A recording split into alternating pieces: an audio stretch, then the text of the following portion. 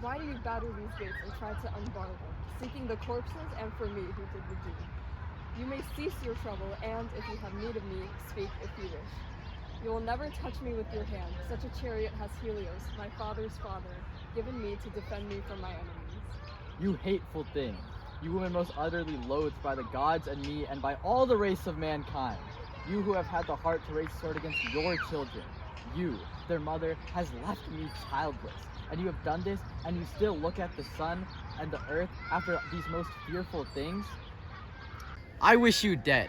Now I see it plain, though at the time I did not, when I took you from your foreign home and brought you to a Greek house. You, an evil thing, a traitress to your father and your native land. The gods hurled the avenging curse of yours on me. For your own brothers you slew at your heart's side, and then came aboard that beautiful ship, the Argo.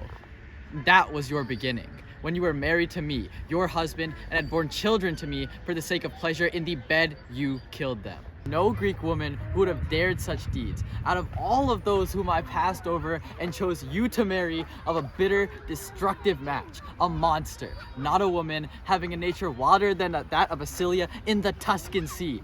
No, if I had 10,000 words of shame, could I sting you? You are naturally so brazen. Go, worker in evil, stained with your children's blood. For me remains to cry upon my fate, who will get no pleasure from my newly wedded love, and the boys whom I begged and brought up. Never shall I speak to them alive. Oh, my life is over.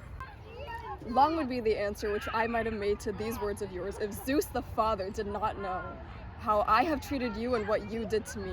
No, it was not to be that you should scorn my love and pleasantly live your life through, laughing at me, nor would the princess, nor he who offered the match, Creon, drive me away without paying for it.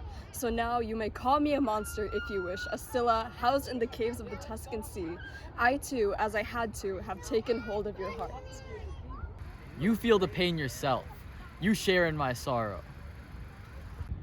Yes, and my grief is gain when you cannot mock it. Oh, children, what a wicked mother she was to you. They died from a disease they caught from their father. I tell you, it was not my hand that destroyed them. But it was your insolence and your virgin wedding. And just for the sake of that, you chose to kill them. Is love so small a pain, do you think, for a woman? For a wise one, certainly, but you are wholly evil. The children are dead.